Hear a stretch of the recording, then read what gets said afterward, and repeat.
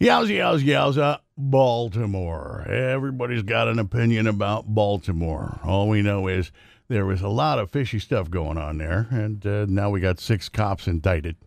Second, you just should know that in the last 5 years, Baltimore has put out $5 million in settlements. That's $5 million on settlements of police brutality on citizens both black and white.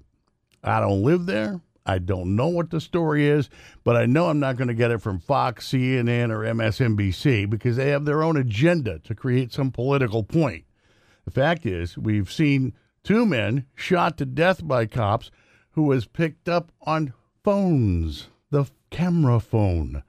We even saw one officer planting a weapon on the man he had shot to death. Bring more cameras in. The good cops got no problem. The bad cops, they don't want to be taped. That's just a fact. And it is legal in this country, every state, to take photographs and movies of the police as they do their job. Now, you take this example here in New Haven, where during the St. Patrick's Day parade, a 14-year-old was thrown to the ground. Oh, my goodness, what kind of police brutality are we watching? Until we see the actual tape. And the whole tape shows Sweetie had a weapon, and she was going to use it on someone else. So the camera proves that the cops did the right thing. All protests out the window because you can't deny the truth. Here in this state, we had this week the governor who said there will be no new taxes.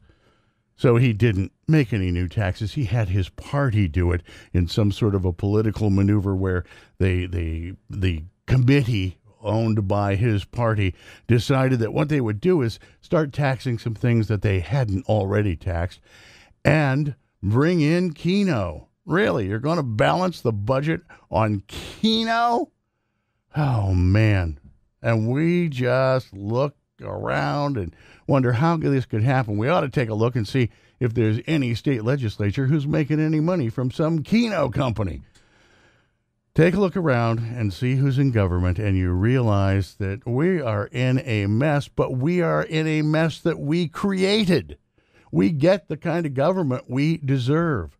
Only 30% of registered voters show up to vote.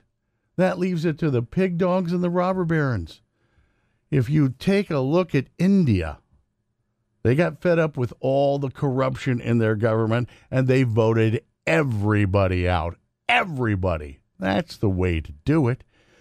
We won't even stand in line to vote. People in Afghanistan, 90% turnout, and they were afraid of getting killed by those crazy Taliban pricks. But we know we can't stand in line. Not for our government. Yeah, we're going to show the world how democracy works. I don't think so. It's just, what the hell are we waiting for? I mean, really, we have let the pig dogs and the robber barons take over the country. We've allowed them to turn us on each other so that we don't watch what they're doing. How can the greatest country in the civilized world have people working 40 hours and not be able to make it without needing food stamps? Even men and women in the military, a lot of them have to have food stamps, even though the government says that they're behind our troops 100%. We just keep giving away our pride and our honor to those in power, and they don't deserve it. So as we gather for this first weekend in May, let's talk a little bit among ourselves, because we need to put our devotion toward America like we have for American Idol. Please, pig out, pork out, and freak out this weekend, because the winds of change are beginning to blow, and it's up to us to make it more than just a gentle breeze. Let it fill our sails, and let's work for true freedom, because the weekend is here, and you've giata,